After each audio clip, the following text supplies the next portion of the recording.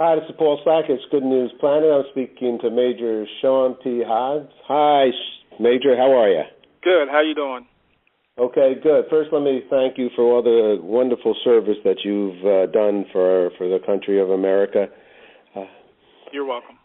As well as a ton of other good things. And you're an inspiration, a humanitarian, and an author. Yes. And the name of the book is The Bastard Child, A Story of Hope, Resiliency, and Perseverance. So we're going to talk about the book. I'm going to talk about Sean overall. You have a beautiful preface here, but before that, you have a nice quote here from Bruce Lee. Don't pray for an easy life. Pray for a strength to endure a difficult one. Correct. Okay? And then your preface states, I am a common man, an African-American, but more importantly, an American who lives in a nation riddled with social and economic and societal challenges for minorities and those who live at or below the poverty line, where it is too easy to make excuses in life and to place blame elsewhere for one's failures. A place where gangs, gun violence, death, and drugs have become an everyday part of life for many inner-city communities, a place where a seed of hope must be planted. There is no major television network to share my life story, but I'm compelled to share it through these pages. I owe it to those who share a common background and believe in America and her vast opportunities, who dare to seek the American dream to show that there is a real level of success one can achieve through hard work, perseverance, and despite life and its challenges. Okay. That's your own writing. Yes. Sean, give us some background on yourself and how you get to end up writing words like that. Well, as a young child, I endured quite a bit of challenges, to say the least. My earliest recollection I can recall, I was 6 years old, and my mother's boyfriend at the time was a Vietnam vet, and he suffered from PTSD. And a byproduct of that was the toll he has acted on the home, on not just my mother, but myself as well. And it was abusive for me. And I went from that situation to another situation where my mom actually thought she was putting me in a better place, if you will. And because I was not a blood relative per se, I was transplanted, for lack of a better term.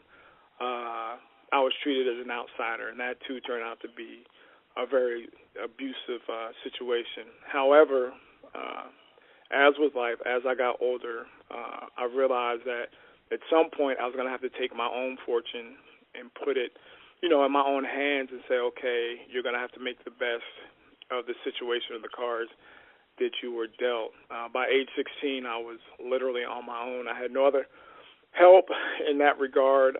Everything was by my own hand. And from there, that situation, luckily, by the grace of God, as I talk about in my book, I was able to graduate from high school, go into the military, kind of right the ship, if you will, and I became worldly. And the one thing that I wanted to do was give back. And as a young man that was on his own at 16, you do what you have to do to survive. And at that time, I was living on the mean streets of central New Jersey during the height of the crack invasion, and I had to survive and I had to eat. And as I got older, looking back, I realized that, I did what I had to do to survive, but I also needed to make amends for many of the, the wrongs that I believe I put forth as a young man. So I became a devout humanitarian and mentor. I started going into the communities and saying, hey, listen, I know it's tough, but listen, I have a story that I could share with you, and I doubt that your story is any harder than mine. However, this is where I'm at, and this is where you can go if you give education a chance. Ultimately, that was I believe, my saving grace. Well, what I hear here is you have respect for every man. Correct. And because of that, you allow them to be who they are, and if they need a little bit of a helping hand, or if there's something you can do to be there, your hand is out there. Absolutely. Anyone that knows me knows that I will give my shirt literally off my back to help a person out. I mean, that's kind of who I am at this point in my life. And actually, I've done this for quite some time. It's to say, hey, listen, I can help you out, and I do understand your struggle. I don't pass judgment on anyone. Hey, you got a situation, I understand that, but let's see what we can do to better that situation if it's a bad one. So right now, today, where are you at? I'm in Columbus, New Jersey.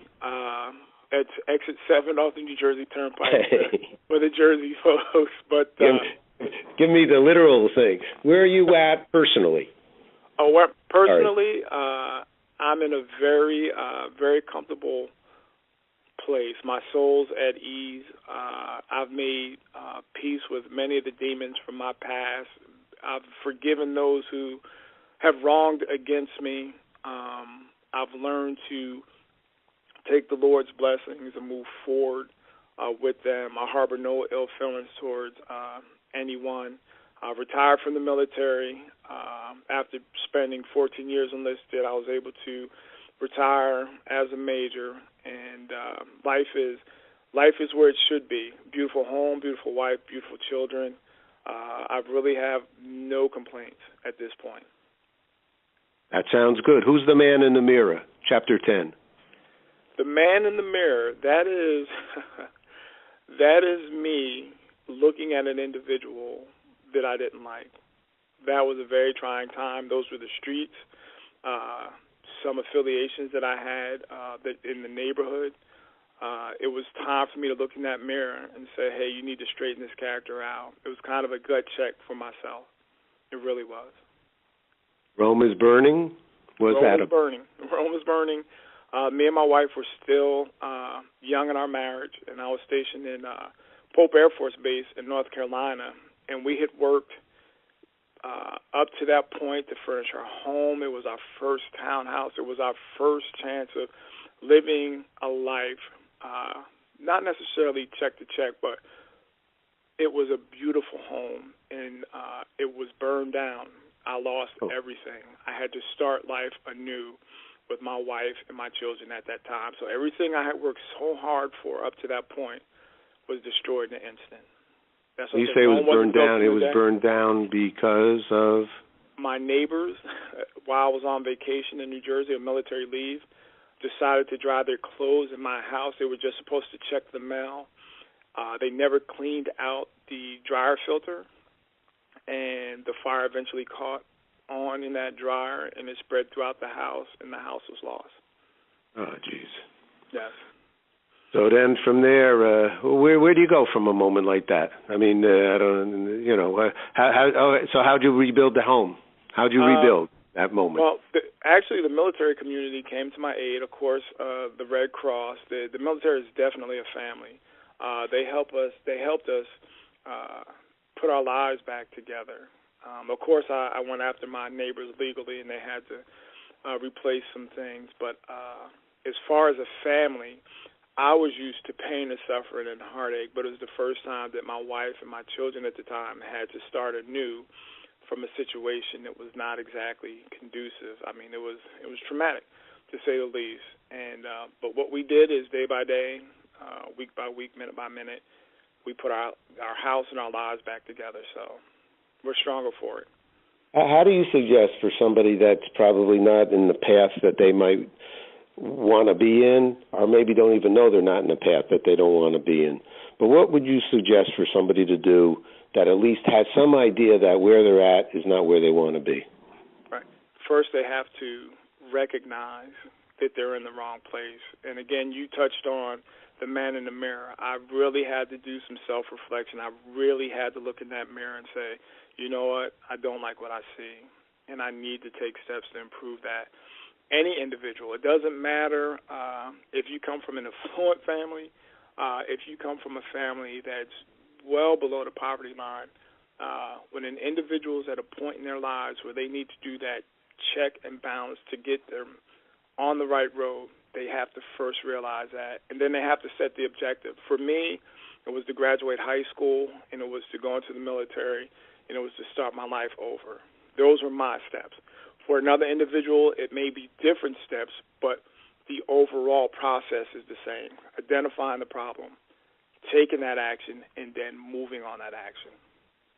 How do you raise children? How does a guy who's come from the streets now more than likely not putting their own kids in the streets, treating them probably a heck of a lot better than you got treated.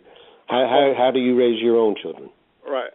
The one thing I never do, I never strike my children. When I say abused, I mean I was very abused as a young child. I talk to my son. I talk to my daughters. We get to the nature of the problem. We discuss it. I tell them strength is not in your hand. It's not in your fist. Strength is in your mind.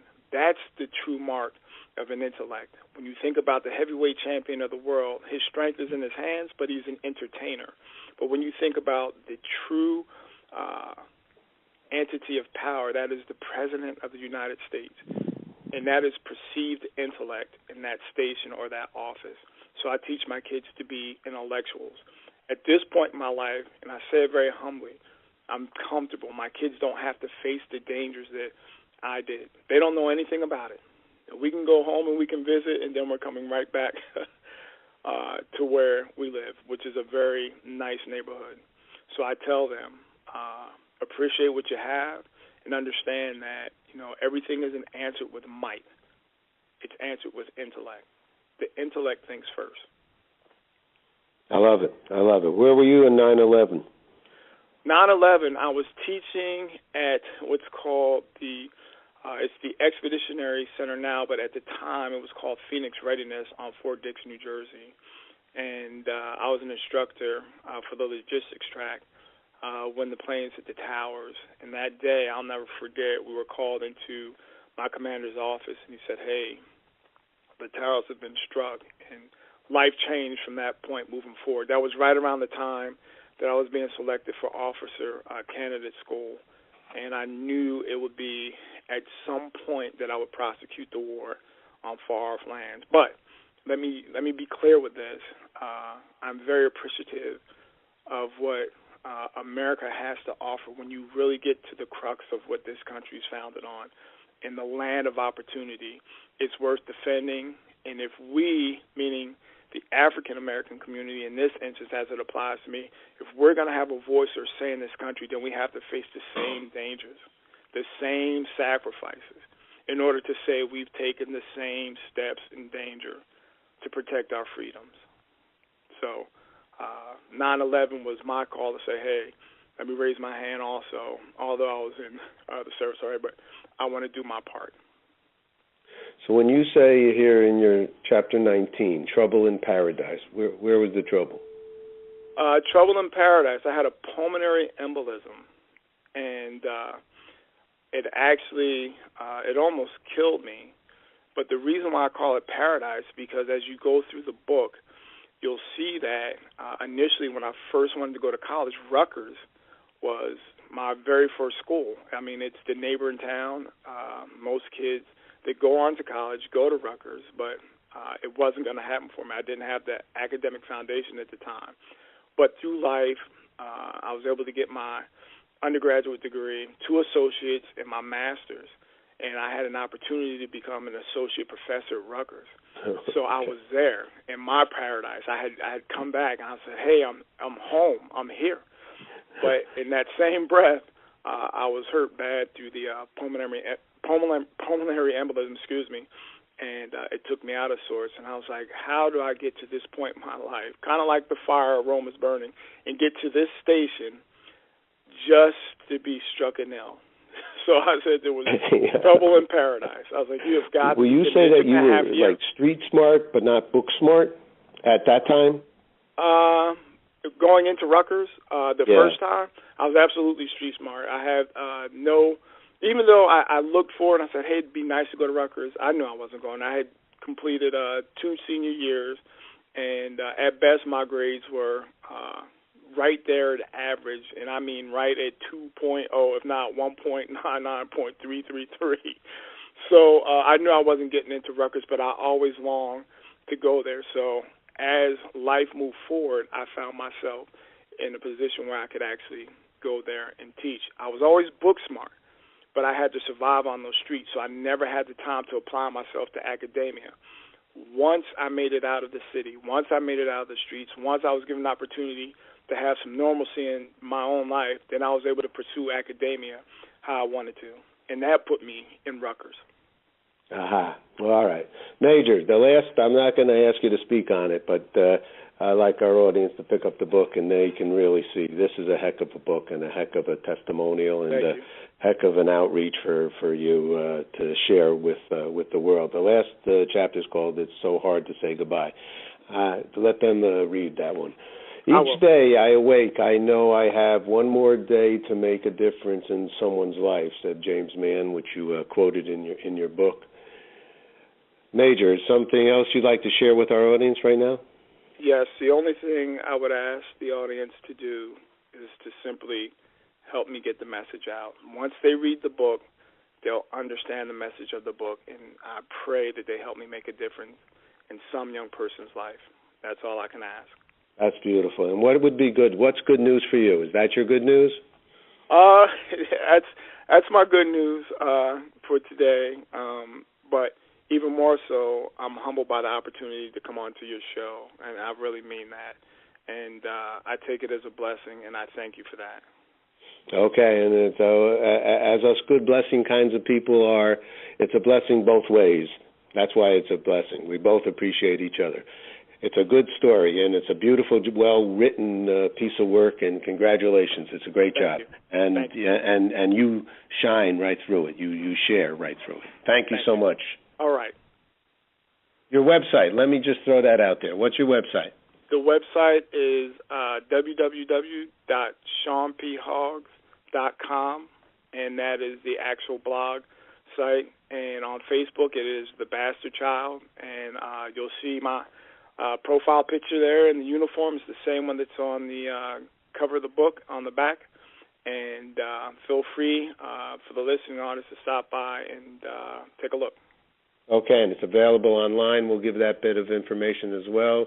It's very reasonably priced and for a lot to learn. Thanks so much, Major. Appreciate it. Take care, Paul. Take care. Bye-bye.